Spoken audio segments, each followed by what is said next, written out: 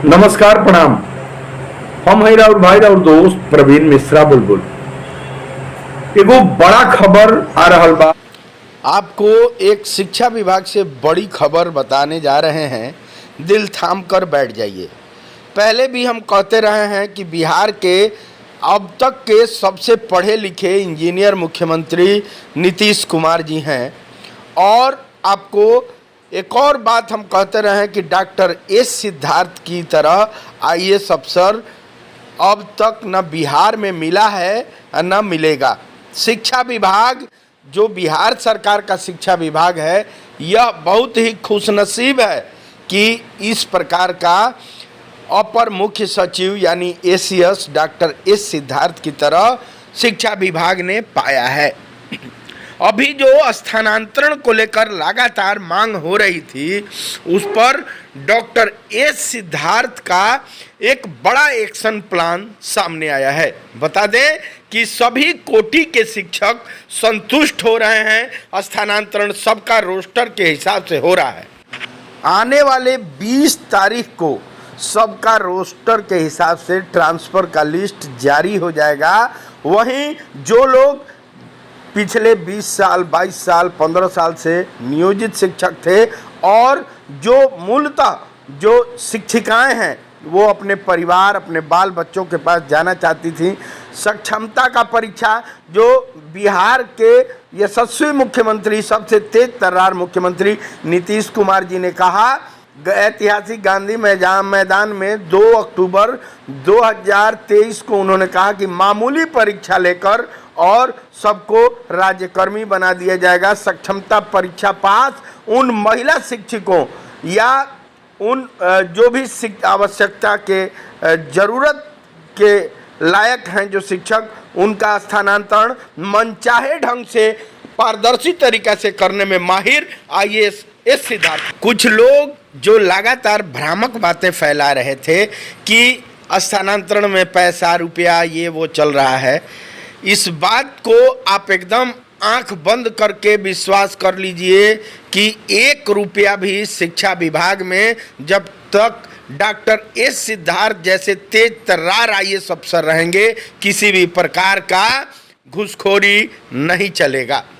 इस संबंध में जो जानकारियां मिल रही हैं, अंदरूनी बातें शिक्षा विभाग की जो सामने आ रही है कि हर जिले के शिक्षा विभाग के जिला शिक्षा पदाधिकारी यानी डीओ डीपीओ को भी मालूम नहीं है कि किसका ट्रांसफ़र कहां होना है। यहां तक कि किसी का मोबाइल नंबर भी क्लियर पूरा नहीं लिखा गया है, किसी का नाम भी पूरा नहीं लिखा गया है, उसका ईमेल एड्रेस भी किसी शिक्षक का पूरा कंप्लीट नहीं लिखा गया है जिससे कोई पैरवी लगा सकता है। यह सब कुछ ऑनलाइन व्यवस्था है। सब जिसका जहां सॉफ्टवेयर में फिट है, जहां आ जाएगा वहां स्थानांतरण होगा।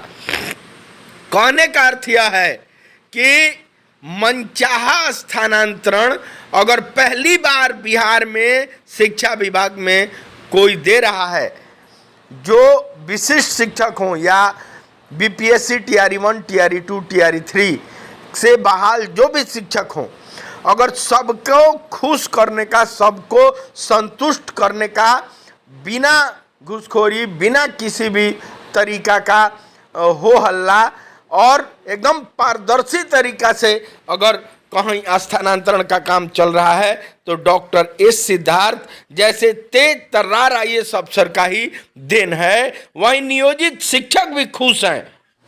कुछ नियोजित शिक्षक परेशान हैं कि उनको प्रोन्नति नहीं मिला है। वो लोग लगातार केस कर रहे हैं और केस जीत भी रहे हैं, अवमानना कर रहे हैं। लेकिन जो अंदरूनी खबरें सामने आ रही हैं, बताया जा रहा है कि के पाठक जी ने कहा भी था कि जिसको सक्षमता का परीक्षा देना है दे, जिसको नहीं देना है वो नियोजित बना रहे, इसमें सरकार का कोई दबाव नहीं है। डॉक्टर एस सिद्धार्थ की भी बातें सामने आई कि जो सक्षमता देना चाहता है नहीं देना चाहता है, इस पर कोई दबाव नहीं है। अपने हिसाब से राज्यकर्मी बनना चाहते हैं तो बनिए, नहीं बनना चाहते हैं तो नहीं बनिए। लेकिन नियोजित शिक्षकों के लिए भी एक बड़ी खुशखबरी है कि उन लोगों को भी माननीय यशस्वी मुख्यमंत्री, सबसे पढ़े लिखे इंजीनियर मुख्यमंत्री ने कहा था कि हम ही ने दिया है और हम ही देंगे। कहने का मतलब यह है कि बीपीएससी खुश, विशिष्ट खुश, नियोजित भी खुश, सब लोग खुश हैं। एक और बात आपको बताना चाहेंगे कि कुछ लोग शिक्षक नेता हैं जो अपना नेतागिरी चटकाने के लिए सेवा निरंतरता की मांग कर रहे हैं, वेतन संरक्षण की मांग कर रहे हैं। जब 2023 के नियमावली में वेतन संरक्षण का मामला है, उसी हिसाब से आपको मिलेगा, सेवा निरंतरता पुराने नौकरी का नहीं मिलेगा।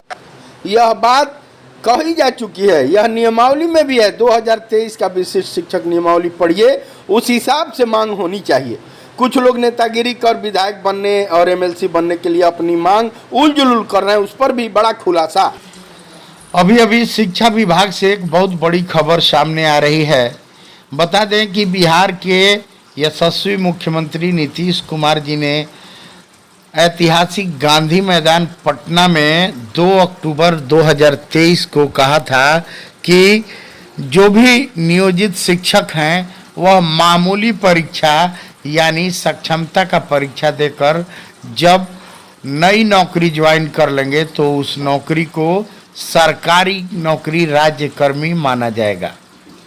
अब आश्चर्य की बात यह है कि जो लोग 1000 रुपया देकर नया फॉर्म भर दिए और पुरानी नौकरी के से एफिडेविट लगा दिए कि आज से पुरानी नौकरी यानी नियोजन इकाई से मेरा कोई ताल्लुकात नहीं है, एनओसी लगा दिए कि नियोजन इकाई को किसी भी प्रकार का अब इससे ऐतराज नहीं है कि आप नई नौकरी में जाइए, कहीं भी नई नौकरी आप ज्वाइन कीजिए, चाहे बिहार में कीजिए, चाहे जहानाबाद, चाहे सिवान में कीजिए, चाहे जहानाबाद कीजिए, चाहे बिहार में कीजिए, चाहे उत्तर प्रदेश में कीजिए, चाहे आप भारत में कीजिए, चाहे ऑस्ट्रेलिया में कीजिए।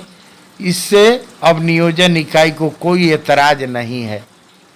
जब फॉर्म ऑनलाइन भर दिया गया, एडमिट कार्ड ऑनलाइन निकाल लिया गया, परीक्षा ऑनलाइन कंप्यूटर से जाकर दे दिया गया, पटना में रिजल्ट ऑनलाइन आ गया, एचआरएमएस के जो पोर्टल है उस पर सेवा पुस्तिका का निर्माण हो गया, पे फिक्सेशन हो गया, आपका मैट्रिक के अनुसार बन गया, आपने नई नौकरी भले जिस विद्यालय में थे उसी विद्यालय में उसी रजिस्टर पर नया नौकरी ज्वाइन करके सरकार को लिख कर फॉर्म भर कर दे दिया कि आज से यानी 1 जनवरी 2025 से लेकर 7 जनवरी 2025 को नई नौकरी में हमने ज्वाइन कर लिया और आज से विशिष्ट शिक्षक बन गए। हम पहले नियोजित शिक्षक थे, अब विशिष्ट शिक्षक बनते ही जो बीपीएससी टीआरई 1 टीआरई 2 हैं उनके अंडर में अब उनसे नीचे पायदान पर लोगों ने ज्वाइनिंग करके विद्यालय अध्यापक का चोला पहन लिया। यानी अब जो बरमाला हुआ उस पर लिखा था विद्यालय अध्यापक बन गए, विशिष्ट शिक्षक बन गए। यानी कि जो मामूली परीक्षा आपने पास किया, सक्षमता का मामूली परीक्षा, जो यशस्वी मुख्यमंत्री बिहार के सबसे पढ़े लिखे इंजीनियरिंग किए हुए इंजीनियर मुख्यमंत्री ने कहा कि मामूली परीक्षा एक लेकर आपको राज्यकर्मी बना दिया जाएगा, तो आपका नाम अब नियोजित से हटकर राज्यकर्मी बन गए। चलिए, यहाँ तक तो समझ में आता है कि मामूली परीक्षा आपने दिया, आपने स्वीकार किया। 2023 का नियमावली आपने पढ़ा, जिस नियमावली में खुलकर यह लिखा है कि आप सेवा निरंतरता आपको मिलेगी, लेकिन 1 जनवरी 2025 से जो आप ज्वाइन किए हैं उसकी सेवा निरंतरता मिलेगी, वेतन संरक्षण का लाभ आपको मिलेगा। 2023 नियमावली के हिसाब से आप पुरानी नौकरी आपने छोड़ दिया, उसी दिन जिस दिन आपको नई नियुक्ति पत्र मिल गई उस नियुक्ति पत्र पर लिखा था कि यह नियुक्ति पत्र मिलते ही औपबंधिक नियुक्ति पत्र जैसे ही प्राप्त होगी, आप पुराने नियोजन इकाई से हाथ धो लीजिएगा, यानी उससे त्याग पत्र माना जाएगा कि पुराने 20 साल 22 साल की पुरानी नौकरी से आप त्याग पत्र दे दिए। चलिए, यह बात समझ में आती है, यह बात सामने आ गई खुल के। अब देखिए, एक नया खेला नेताजी लोग शुरू किए हैं। उस नियमावली में यह भी है कि जो बीपीएससी टीआरई 1 टीआरई 2 का नियमावली है, वही इस सक्षमता परीक्षा यानी मामूली परीक्षा जो देने वाले हैं उनको पर भी लागू होगा। आप सरकार के खिलाफ नहीं बोल सकते हैं। एक आनंद कौशल सिंह जी का पत्र जारी हुआ है, वह पत्र आपको दिखाना चाहेंगे। उसमें चूंकि जो बातें सामने आ रही हैं कि आनंद कौशल जी की पत्नी भी विशिष्ट शिक्षिका हो गई हैं, यानी कि वह भी, उनकी पत्नी भी अब पहले नियोजित थी और बिहार के यशस्वी मुख्यमंत्री नीतीश कुमार जी ने जो कहा था कि मामूली परीक्षा देकर राज्यकर्मी बन जाइएगा, तो राज्यकर्मी बनकर और नियोजन इकाई से रिश्ता नाता तोड़ लिए, 20 साल 22 साल पुरानी नौकरी छोड़ दिए। वहीं प्रोबेशन पीरियड में अभी ये लोग हैं। जो बातें सामने आई हैं, पिछले दिनों लेटर भी वायरल हुआ था, दिखाया भी गया था कि जो भी प्रोबेशन पीरियड में ये विशिष्ट शिक्षक हैं, इनको चिकित्सकीय अवकाश नहीं दिया जाएगा, किसी भी प्रकार का अवकाश जारी नहीं होगा, क्योंकि ये लोग 2 साल के नई नौकरी में हैं। अब आपको बिना देर किए हम चाहते हैं वो एक पत्र दिखाना जो आनंद कौशल किशोर जी ने लिखा है। आनंद कौशल जी का यह पत्र जो आपको सामने दिखा रहे हैं, इसमें लिखा गया है कि पूर्व की नौकरी का सेवा निरंतरता का लाभ दिया जाए। पूर्व के नौकरी की बातें इसमें लगातार हो रही हैं कि पूर्व के जो नियोजन इकाई का लाभ था वह दिया जाए, पूर्व के नौकरी का जो फिक्सेशन है वह दिया जाए, पूर्व की नौकरी का सारा लाभ देते हुए डीए जो भी बकाया राशि है उसके भुगतान करने का मांग किया गया है।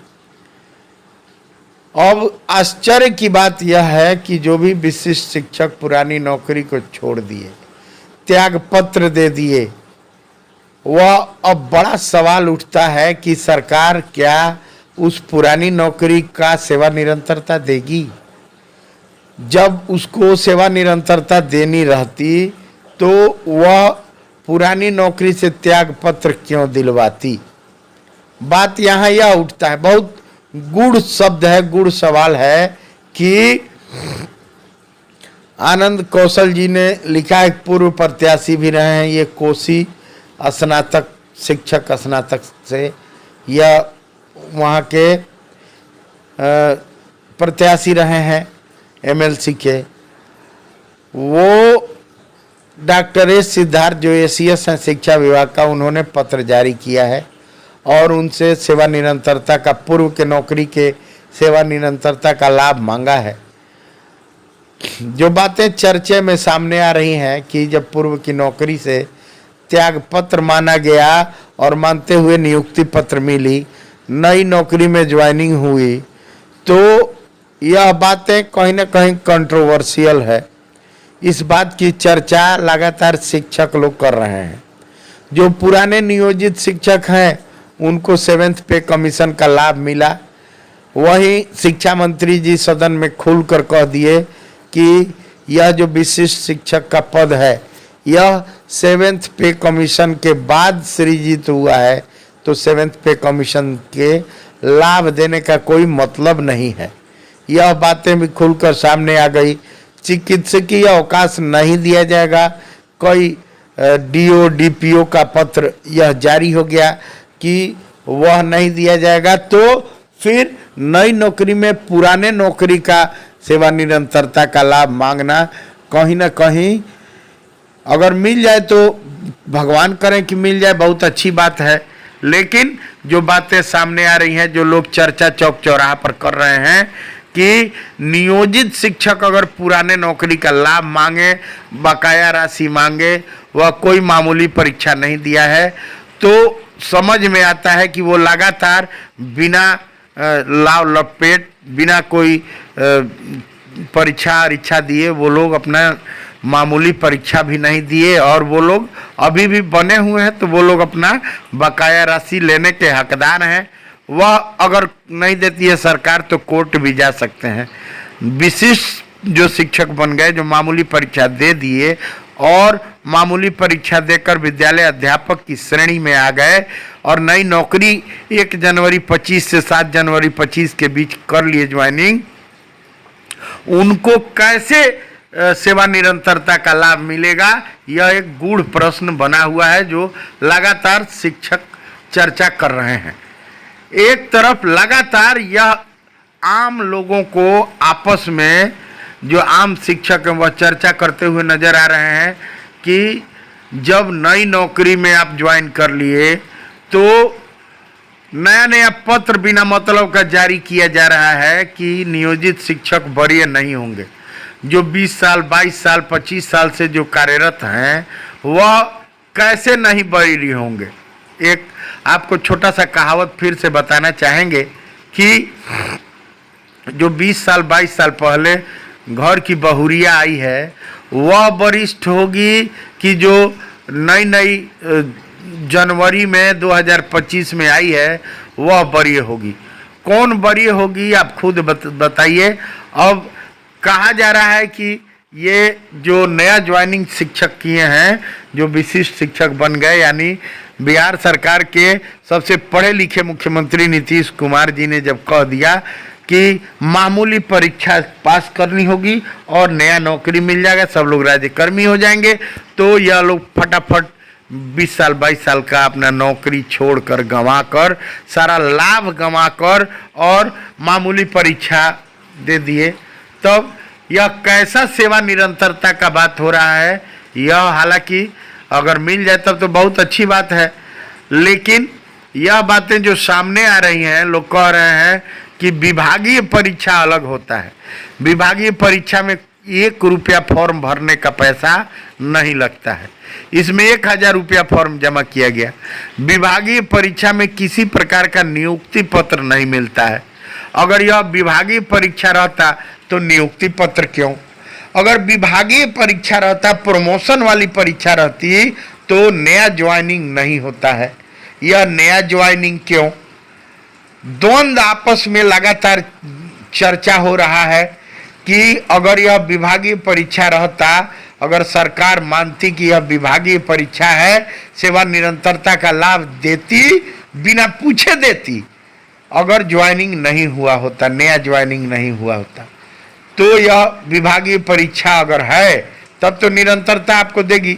7th पे कमीशन का लाभ नियोजित शिक्षकों को मिल रहा है बिना कहे, बिना लड़ाई लड़े। लेकिन जब शिक्षा मंत्री सदन में खुलेआम कह रहे हैं कि यह पद नया पद है और नया पद जो है यह 7th पे कमीशन लागू होने के बाद सृजित हुआ है, तो कहीं ना कहीं नए पद है, तब आप नए हो गए, तब सेवा निरंतरता कैसी है? इन बातों को लेकर लगातार क्षेत्र में चर्चा का बाजार गर्म है। आप कमेंट बॉक्स में कमेंट कीजिए कि आपको क्या समझ में आता है। सक्षमता परीक्षा यानी मामूली परीक्षा पर कई लोग भड़क रहे हैं कि पागल हो गए हैं, ढेकाना हो गए हैं। यानी आप बिहार के इतने पढ़े लिखे इंजीनियर मुख्यमंत्री को पागल कह रहे हैं। आपको मुख्यमंत्री को पागल कहने का हक कैसे, कौन दे दिया? अगर मुख्यमंत्री नीतीश कुमार जी इतना पढ़ लिख के और पागल हैं तो आप बहुत होशियार हैं। बिहार के यशस्वी मुख्यमंत्री पटना के गांधी मैदान में कह दिए कि मामूली परीक्षा देकर, सक्षमता का परीक्षा देकर सबको राज्यकर्मी बना देंगे, नई नौकरी दे देंगे, और सबको नई नौकरी दे दिया गया। वही बातें जब चैनल पर बोली जा रही हैं तो कुछ विशिष्ट शिक्षक हैं जिनको बुरी लग रही है, धाएं धाएं लग रहा है गोली की तरह। वो लोग लिख रहे हैं कि पागल हो गए हैं। मुख्यमंत्री क्यों पागल होंगे? इतने पढ़े लिखे आदमी, इतना मुख्यमंत्री आदमी, आप लोगों को राज्यकर्मी बना दिए। आप लोग जो भी शिक्षक हैं, विशेष शिक्षक बन गए, विद्यालय अध्यापक बन गए, अब पुराने नौकरी का लाभ वो लोग मांग रहे हैं। कुछ दिन बाद बातें आएंगी कि जो नौकरी नहीं करते थे, अपने घर रहते थे, उसका भी लाभ दीजिए, निरंतरता का लाभ। इस तरह की बातें हो रही हैं। देखिए क्षेत्र में क्या क्या चल रहा है, यह बड़ी आश्चर्य है। कमेंट बॉक्स में कमेंट कीजिए कि सेवा निरंतरता का लाभ इन लोगों को मिलना चाहिए तो किस आधार पर मिलना चाहिए, कैसे मिलेगा। हो सकता है कि हम लोगों को लेटर इस तरह के कम मिल रहे हों।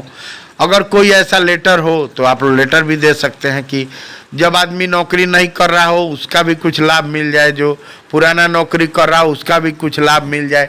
हमको तो जो समझ में आता है कि सेवा निरंतरता का लाभ उसी नौकरी में रहिएगा तो मिलेगा। पुरानी नौकरी छोड़ दीजिए। अगर आप पेशकार हैं, वह नौकरी छोड़कर आ गए और आप शिक्षक बन गए, तो पुराने नौकरी का सेवा निरंतरता आपको कैसे मिलेगी? आप नियोजन इकाई के तहत 20 साल 22 साल नौकरी किए, उसे त्याग पत्र दे दिए, नई नौकरी आप ज्वाइन कर लिए, अब आप राज्यकर्मी हो गए, तो आपका एनपीएस कटने लगा। तो आपको अब पुराना नौकरी जब छोड़ दिए, त्याग पत्र माना गया, तो उसका लाभ आपको निरंतरता का कैसे मिलेगा? यह कहीं ना कहीं द्वंद्व बना हुआ है। देखिए क्या होता है, बड़ी ही जैसा कुछ होगा आपको देने का कोशिश करेंगे। वैसे एक बात तो सामने आ रही है, एक बात अमूमन सी बात है कि बिना लड़ाई लड़े 7वें पे कमीशन का लाभ सभी 20 साल 22 साल से 18 साल से 15 साल से जो कार्यरत हैं, नियोजित शिक्षक अभी बने हुए हैं, जो मामूली परीक्षा नहीं दिए, उनको लाभ मिल रहा है। 8th पे कमीशन का भी लाभ मिल रहा है। वो लोग बरी होंगे, बिना कहे, बिना लड़ाई लड़े वह बरी हैं। कुछ पत्र बिना मतलब का लिख के और जारी करा दिया जा रहा है कि विशिष्ट शिक्षक बरी होंगे, फलानवा शिक्षक बरी होंगे। कहने में करने में बहुत अंतर है। जो बहुरिया 20 साल 22 साल पहले घर में आई है वही वरिष्ठ मानी जाएगी, नए लोग वरिष्ठ नहीं माने जाएंगे। आपका क्या कहना है कमेंट बॉक्स में कमेंट कीजिए। जैसा कुछ होता है हम बताते हैं। तब तक आप लोग का कमेंट का इंतजार रहेगा। शेयर कीजिए, सब्सक्राइब कीजिए अगर इस चैनल को अब तक सब्सक्राइब नहीं किए हैं तो। बहुत बहुत धन्यवाद। अभी शिक्षा विभाग से एक बहुत बड़ी खबर सामने आ रही है। बता दें कि बिहार के यशस्वी मुख्यमंत्री नीतीश कुमार जी ने ऐतिहासिक गांधी मैदान पटना में 2 अक्टूबर 2023 को कहा था कि जो भी नियोजित शिक्षक हैं वह मामूली परीक्षा यानी सक्षमता का परीक्षा देकर जब नई नौकरी ज्वाइन कर लेंगे तो उस नौकरी को सरकारी नौकरी राज्यकर्मी माना जाएगा। अब आश्चर्य की बात यह है कि जो लोग 1000 रुपया देकर नया फॉर्म भर दिए और पुरानी नौकरी के से एफिडेविट लगा दिए कि आज से पुरानी नौकरी यानी नियोजन इकाई से मेरा कोई ताल्लुकात नहीं है, एनओसी लगा दिए कि नियोजन इकाई को किसी भी प्रकार का अब इससे ऐतराज नहीं है कि आप नई नौकरी में जाइए, कहीं भी नई नौकरी आप ज्वाइन कीजिए, चाहे बिहार में कीजिए, चाहे जहानाबाद, चाहे सिवान में कीजिए, चाहे जहानाबाद कीजिए, चाहे बिहार में कीजिए, चाहे उत्तर प्रदेश में कीजिए, चाहे आप भारत में कीजिए, चाहे ऑस्ट्रेलिया में कीजिए। इससे अब नियोजन इकाई को कोई एतराज़ नहीं है। जब फॉर्म ऑनलाइन भर दिया गया, एडमिट कार्ड ऑनलाइन निकाल लिया गया, परीक्षा ऑनलाइन कंप्यूटर से जाकर दे दिया गया, पटना में रिजल्ट ऑनलाइन आ गया, HRMS के जो पोर्टल है उस पर सेवा पुस्तिका का निर्माण हो गया, पे फिक्सेशन हो गया, आपका मैट्रिक के अनुसार बन गया। आपने नई नौकरी भले जिस विद्यालय में थे उसी विद्यालय में उसी रजिस्टर पर नया नौकरी ज्वाइन करके सरकार को लिखकर फॉर्म भर कर दे दिया कि आज से यानी 1 1 जनवरी 2025 से लेकर 7 जनवरी 2025 को नई नौकरी में हमने ज्वाइन कर लिया और आज से विशिष्ट शिक्षक बन गए। हम पहले नियोजित शिक्षक थे, अब विशिष्ट शिक्षक बनते ही जो बीपीएससी टीआरई 1 टीआरई 2 हैं उनके अंडर में अब उनसे नीचे पायदान पर लोगों ने ज्वाइनिंग करके विद्यालय अध्यापक का चोला पहन लिया। यानी अब जो बरमाला हुआ उस पर लिखा था विद्यालय अध्यापक बन गए, विशिष्ट शिक्षक बन गए। यानी कि जो मामूली परीक्षा आपने पास किया, सक्षमता का मामूली परीक्षा, जो यशस्वी मुख्यमंत्री बिहार के सबसे पढ़े लिखे इंजीनियरिंग किए हुए इंजीनियर मुख्यमंत्री ने कहा कि मामूली परीक्षा एक लेकर आपको राज्यकर्मी बना दिया जाएगा, तो आपका नाम अब नियोजित से हटकर राज्यकर्मी बन गए। चलिए, यहाँ तक तो समझ में आता है कि मामूली परीक्षा आपने दिया, आपने स्वीकार किया। 2023 का नियमावली आपने पढ़ा, जिस नियमावली में खुलकर यह लिखा है कि आप सेवा निरंतरता आपको मिलेगी, लेकिन 1 जनवरी 2025 से जो आप ज्वाइन किए हैं उसकी सेवा निरंतरता मिलेगी। वेतन संरक्षण का लाभ आपको मिलेगा। 2023 नियमावली के हिसाब से आप पुरानी नौकरी आपने छोड़ दिया उसी दिन जिस दिन आपको नई नियुक्ति पत्र मिल गई। उस नियुक्ति पत्र पर लिखा था कि यह नियुक्ति पत्र मिलते ही औपबंधिक नियुक्ति पत्र जैसे ही प्राप्त होगी, आप पुराने नियोजन इकाई से हाथ धो लीजिएगा। यानी उससे त्याग पत्र माना जाएगा कि पुराने 20 साल 22 साल की पुरानी नौकरी से आप त्याग पत्र दे दिए।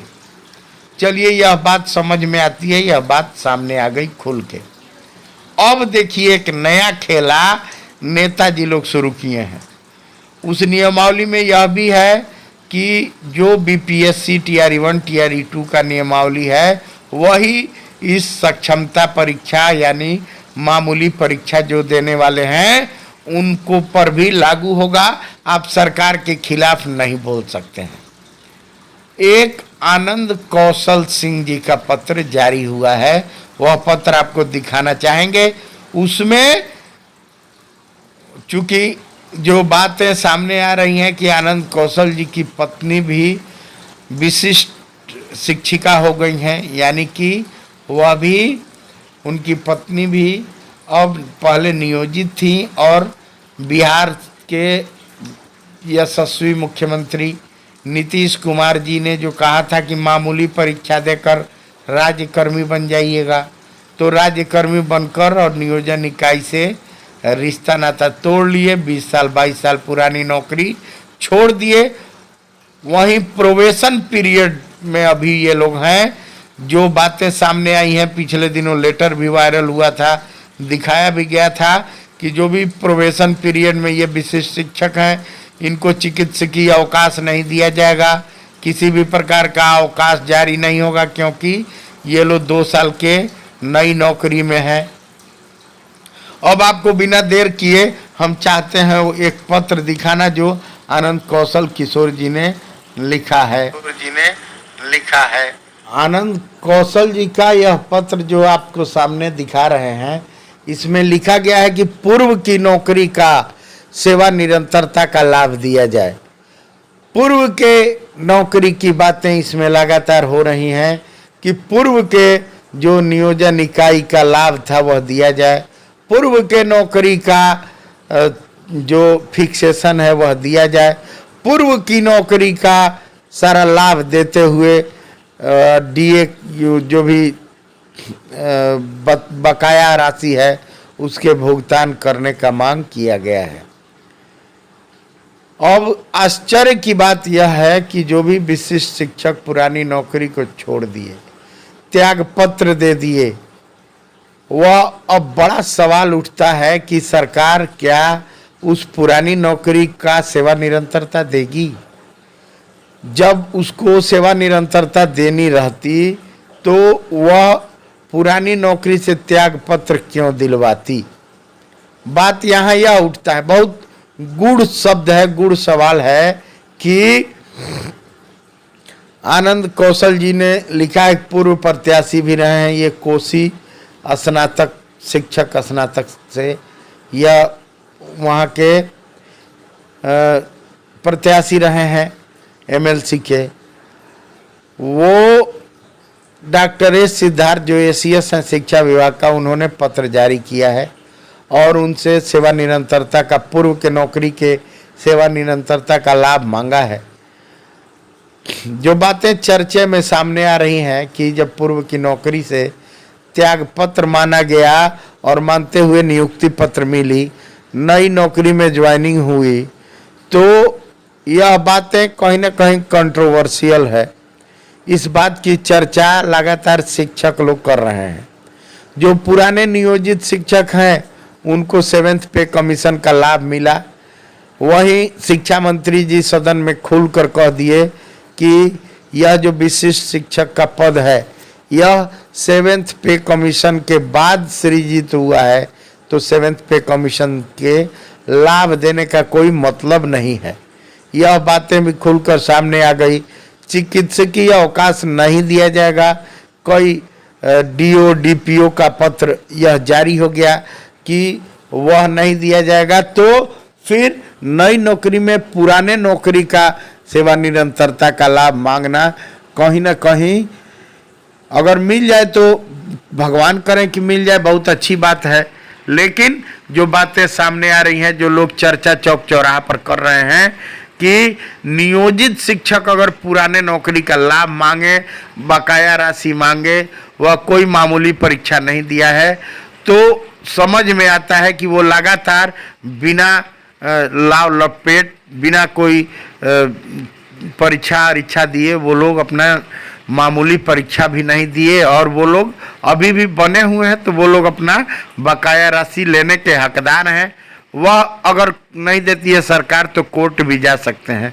विशिष्ट जो शिक्षक बन गए, जो मामूली परीक्षा दे दिए और मामूली परीक्षा देकर विद्यालय अध्यापक की श्रेणी में आ गए और नई नौकरी 1 जनवरी 25 से 7 जनवरी 25 के बीच कर लिए ज्वाइनिंग, उनको कैसे सेवा निरंतरता का लाभ मिलेगा, यह एक गूढ़ प्रश्न बना हुआ है जो लगातार शिक्षक चर्चा कर रहे हैं। एक तरफ लगातार यह आम लोगों को आपस में, जो आम शिक्षक हैं वह चर्चा करते हुए नजर आ रहे हैं कि जब नई नौकरी में आप ज्वाइन कर लिए तो नया नया पत्र बिना मतलब का जारी किया जा रहा है कि नियोजित शिक्षक वरीय नहीं होंगे। जो 20 साल 22 साल 25 साल से जो कार्यरत हैं वह कैसे नहीं वरीय होंगे। एक आपको छोटा सा कहावत फिर से बताना चाहेंगे कि जो 20 साल 22 साल पहले घर की बहुरिया आई है वह वरिष्ठ होगी कि जो नई जनवरी में 2025 में आई है वह वरीय होगी। कौन वरीय होगी आप खुद बताइए। अब कहा जा रहा है कि ये जो नया ज्वाइनिंग शिक्षक किए हैं, जो विशिष्ट शिक्षक बन गए, यानी बिहार सरकार के सबसे पढ़े लिखे मुख्यमंत्री नीतीश कुमार जी ने जब कह दिया कि मामूली परीक्षा पास करनी होगी और नया नौकरी मिल जाएगा, सब लोग राज्यकर्मी हो जाएंगे, तो यह लोग फटाफट 20 साल 22 साल का अपना नौकरी छोड़कर गंवाकर, सारा लाभ गंवाकर और मामूली परीक्षा दे दिए। तब यह कैसा सेवा निरंतरता का बात हो रहा है। यह हालांकि अगर मिल जाए तब तो बहुत अच्छी बात है, लेकिन यह बातें जो सामने आ रही हैं, लोग कह रहे हैं कि विभागीय परीक्षा अलग होता है। विभागीय परीक्षा में 1 रुपया फॉर्म भरने का पैसा नहीं लगता है, इसमें 1000 रुपया फॉर्म जमा किया गया। विभागीय परीक्षा में किसी प्रकार का नियुक्ति पत्र नहीं मिलता है। अगर यह विभागीय परीक्षा रहता तो नियुक्ति पत्र क्यों? अगर विभागीय परीक्षा रहता, प्रमोशन वाली परीक्षा रहती, तो नया ज्वाइनिंग नहीं होता है। यह नया ज्वाइनिंग क्यों? द्वंद्व आपस में लगातार चर्चा हो रहा है कि अगर यह विभागीय परीक्षा रहता अगर सरकार मानती कि यह विभागीय परीक्षा है, सेवा निरंतरता का लाभ देती, बिना पूछे देती। अगर ज्वाइनिंग नहीं हुआ होता, नया ज्वाइनिंग नहीं हुआ होता, तो यह विभागीय परीक्षा अगर है तब तो निरंतरता आपको देगी। 7th पे कमीशन का लाभ नियोजित शिक्षकों को मिल रहा है बिना कहे, बिना लड़ाई लड़े। लेकिन जब शिक्षा मंत्री सदन में खुलेआम कह रहे हैं कि यह पद नया पद है और नया पद जो है यह 7th पे कमीशन लागू होने के बाद सृजित हुआ है, तो कहीं ना कहीं नए पद है, तब आप नए हो गए, तब सेवा निरंतरता कैसी है? इन बातों को लेकर लगातार क्षेत्र में चर्चा का बाजार गर्म है। आप कमेंट बॉक्स में कमेंट कीजिए कि आपको क्या समझ में आता है। सक्षमता परीक्षा यानी मामूली परीक्षा पर कई लोग भड़क रहे हैं कि पागल हो गए हैं, तढ़ेकाना हो गए हैं। यानी आप बिहार के इतने पढ़े लिखे इंजीनियर मुख्यमंत्री को पागल कह रहे हैं। आपको मुख्यमंत्री को पागल कहने का हक कैसे कौन दे दिया? अगर मुख्यमंत्री नीतीश कुमार जी इतना पढ़ लिख के और पागल हैं तो आप बहुत होशियार हैं। बिहार के यशस्वी मुख्यमंत्री पटना के गांधी मैदान में कह दिए कि मामूली परीक्षा देकर, सक्षमता का परीक्षा देकर सबको राज्यकर्मी बना देंगे, नई नौकरी दे देंगे, और सबको नई नौकरी दे दिया गया। वही बातें जब चैनल पर बोली जा रही हैं तो कुछ विशिष्ट शिक्षक हैं जिनको बुरी लग रही है, धाएं धाएं लग रहा है गोली की तरह। वो लोग लिख रहे हैं कि पागल हो गए हैं। मुख्यमंत्री क्यों पागल होंगे? इतने पढ़े लिखे आदमी, इतना मुख्यमंत्री आदमी, आप लोगों को राज्यकर्मी बना दिए।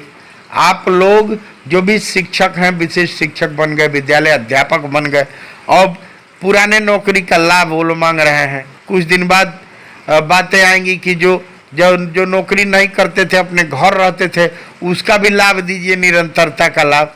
इस तरह की बातें हो रही हैं। देखिए क्षेत्र में क्या क्या चल रहा है, यह बड़ी आश्चर्य है। कमेंट बॉक्स में कमेंट कीजिए कि सेवा निरंतरता का लाभ इन लोगों को मिलना चाहिए तो किस आधार पर मिलना चाहिए, कैसे मिलेगा?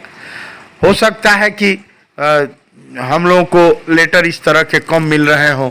अगर कोई ऐसा लेटर हो तो आप लोग लेटर भी दे सकते हैं कि जब आदमी नौकरी नहीं कर रहा हो उसका भी कुछ लाभ मिल जाए, जो पुराना नौकरी कर रहा हो उसका भी कुछ लाभ मिल जाए। हमको तो जो समझ में आता है कि सेवा निरंतरता का लाभ उसी नौकरी में रहिएगा तो मिलेगा।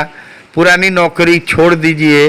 अगर आप पेशकार हैं, वह नौकरी छोड़कर आ गए और आप शिक्षक बन गए, तो पुराने नौकरी का सेवा निरंतरता आपको कैसे मिलेगी?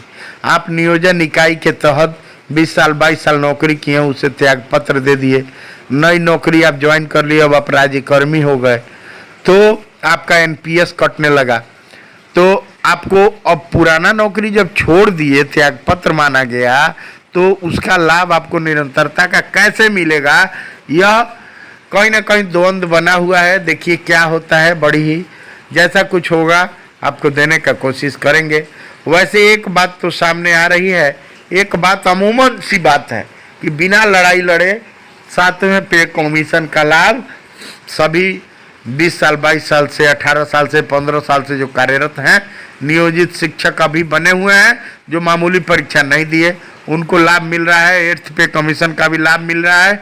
वो लोग बरी होंगे बिना कहे, बिना लड़ाई लड़े वह बरी हैं। कुछ पत्र बिना मतलब का लिख के और जारी करा दिया जा रहा है कि विशिष्ट शिक्षक बरी होंगे, फलानवा शिक्षक बरी होंगे। कहने में करने में बहुत अंतर है। जो बहुरिया 20 साल 22 साल पहले घर में आई है वही वरिष्ठ मानी जाएगी, नए लोग वरिष्ठ नहीं माने जाएंगे। आपका क्या कहना है कमेंट बॉक्स में कमेंट कीजिए। जैसा कुछ होता है हम बताते हैं। तब तक आप लोग का कमेंट का इंतजार रहेगा। शेयर कीजिए, सब्सक्राइब कीजिए अगर इस चैनल को अब तक सब्सक्राइब नहीं किए हैं तो। बहुत बहुत धन्यवाद।